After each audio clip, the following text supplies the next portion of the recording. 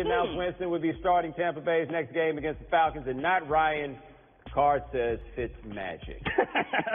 Thank you, Brad. Pablo, I'd like to show you a video of a wise man predicting this. Let's roll it. Oh, I have. Oh, man, the dude had a bad game. Does he deserve to keep the job? Ain't no deserve. Will he keep the job next week? Yes. Then there will be a bye week, and then you go back to Winston. Are you happy? I just want to ask you if you remember when I told you that was going to happen, and you sat over there playing Super Homer, and, you know. All I'm saying is that Dirk Whoa. What you're not saying, who was right? Who was right? You are Who was right? far better at predicting the decisions of an irrational man like Dirk Cutter. Dirk Cutter, who you were correct about in this circumstance, is an irrational man. He's an irrational man because his defensive coordinator, who has given up more than 400 yards in over half the games, the 36 games that he has coached, is completely being supported. There is that. And also, Bo, he is sounding, if I may read from the card, he's sounding like a guy who is going to lose his job soon because he says that Jameis will be here far longer than I am, so he needs to be playing. Now, this is something that I am increasingly uncomfortable arguing, mostly because of the proximity of you to me at this point. I just want to know when you're going to say something, like an actual something. I don't think Dirk Cutter knows what he's doing. And so what I will say is that if you want to stick with Jameis, even he says in these quotes, he will stick with Jameis even if he's playing badly. The only thing that will prevent him from losing his job again is injury. I mean, good luck, Tampa Bay, I guess. Like, have fun with Jameis Winston. Do you know why he's saying that? He's saying that no. he may be the future of this team. Well, there's that, and there's number two. Which is that? Because his backup is Ryan Fitzpatrick. Like, these are the things that you say when the backup is Ryan Fitzpatrick. And you know why you say that when the backup is Ryan Fitzpatrick? Because Ryan Fitzpatrick is a backup quarterback. He is a backup quarterback right now. And on that, you were absolutely correct. But we have another quote. This has been happening since my people got here, and so I just felt the need to say something. Said Panther safety Eric Reid when asked why it was worth the risk to kneel. Let's listen. Next year will be 2019. It'll mark 400 years since the first slaves touched the soil in this country. That's 400 years of systemic oppression.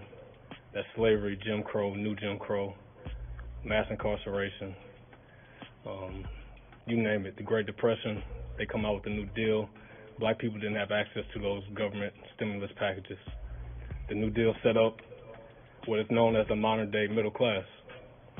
We didn't have access to those programs, the GI Bill, Social Security, home loans, none of that.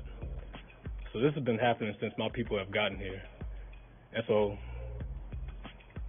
I just felt the need to say something about it. Bo, what was your reaction to hearing Eric Reid say that?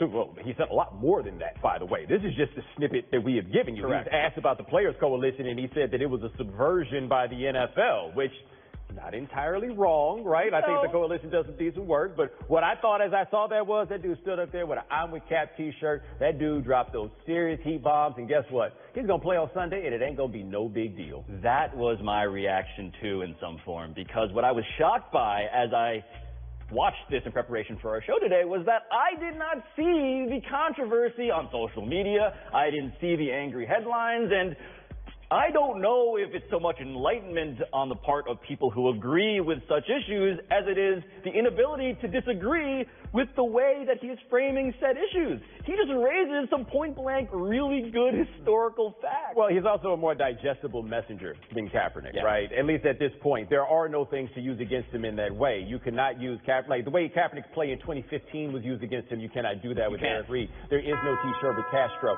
You can't do that. What's worth noting, though, the big difference between that coalition and him, because they say with the coalition, we want to help these players do things in their communities. But Eric Reid is saying, look at your community and what it does to this community, and that's a big difference. It is.